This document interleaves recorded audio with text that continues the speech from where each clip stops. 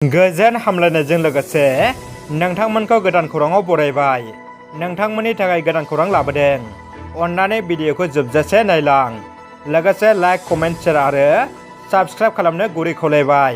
गिबि खौराङाव दङ बर' हारिनि गुबुन गुबुन आफाद गौथुम लोगोसे बर'नि माहारियारि आफाद एबसु आरो सिसिट'आनि धर्ना होनाय आरो नारसिननायाव गुवाहाटीआव जानाय इभिक्सननि सायाव मैया केबिनेट डिसिजन बायदियै दिनै बेलासिनि 1 रिंगायाव एबसु इभिक्सन खालामजाग्रा आरो सरकारनि गेजेराव सावरायलायगोन होनना खौरां मोन्दों। मख'थावना दि मेयर एबसुनि आफादगिरि दिपेन बर'आ बे सावरायनाय हाबाफारियाव बाहागो लागोन आरो आसाम सरकारनिफ्राय डक्टर रनज पेगु आरो एवजि ब्रह्मआ थाफागोन होनना खौरां मोननाय जादों।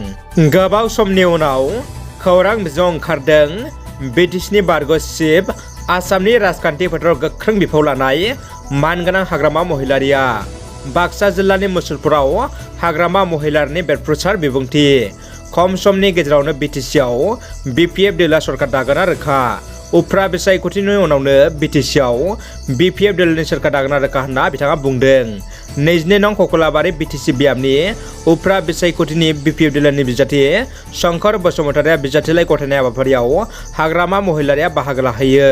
बाक्सा जिल्लानि सालबारि साब डिभिजननि सिङाव थानाय माजारकुसि गामिनि बिशप सनुवारनि बिसि रंगलि सनुवारिया गोमानानै दङ। गोमानाय आइजोआ 10 आरो 13 बोसोरनि उन्दै फिसाला सानै दंखायोमोन। फिसाया फोरमायनाय बायदिब्ला गुबुन हौवाजों गोबाव समनिफ्रायनो फन रायलायबाय थायोमोन। दा बेजोंनो गुबुन जायगायाव दोनखारलांदों होनना सन्देह खालामदों। बबेयावबा सोरबा नुसनबायब्ला 60003369 जानबुं नम्बराव फोरमायहरनो खावलायदों। दानिया फैदो गुबुन मोनसे खौराङाव। आलफायाव थांनो लाहार फाहार खालामनाय सा 7 सुबुं हमजादों। फरेस्ट बुरुआ दैदेननाय आलफा उदाङा गोदान लाइमोनफोरनि मदद मोनगासिनो आरो आफादाव गोदान सोद्रोमा थिसननाय हाबाफारियाबो सोलिगासिनो दङ। जायनि जुनै सानफ्रोमबो गोदान लाइमोनफ्रा आलफा उदाङाव हाबहैनाय सोलिगासिनो। बे समावनो आलफा उदाङाव हाबहैनो लाहार फाहार खालामनाय सा 7 लाइमोनफोरखौ सराइदेव जिल्लानि साबिखाथिनिफ्राय हमनो हादों। आसाम राइफल आरो साबिखाथि पुलिसा थांनाय हराव जथायै अपारेसन खालामनानै आलफा उदाङाव थांनो लाहार फाहार खालामनाय सा 7 लाइमोनफोरखौ हमदों। हमजानाय लाइमोनफोरखौ फारियै साबिखाथि थाइराइ गामिनि अश्नि कुमार बरुवा 21 बोसोर, वाकसु गामिनि सानै बिदा फंबाय फारि आशिष दास 19 बोसोर आरो देब दास 7 बोसोर, बे दरसे गामिनिनो जतिन दास 18 बोसोर, 3 नं हावफाव गामिनि नरकापा 48 बोसोर, बे गामिनिनो गणेश छेत्री 22 बोसोर, रहन गहाय गामिनि जान बरगहाय 35 बोसोर होननानै रैखाथि बिफाना सिनायथि होदों। रिपर्ट बायदिब्ला हमजानाय लाइमोनफ्रा आलफा उदाङाव हाबहैनो थाखाय लाहार फाहार खालामगासिनो दंमोन। बिनिनो साथामा आलफा उदांनि लिंकमेन होननानै सिनायथिदों। उदालगुरि जिल्लानि फेरगावआव थानाय सेरिकालचार एम्फौ फिसिग्रा बिफानाव BTR EM दावबायसा बर'आ गावनि बिफानारि फुन्जिनिफ्राय एम्फौ फिसिग्राफोरनो रां अनसुंथाइ होदों। बिटिसिनि एम्फौ फिसिग्रा बिफाना BTR ओनसोलनि 160 एम्फौ फिसिग्रा मुलाम्फायारिफोरनो 10,000 रांनि चेक राननानै होदों।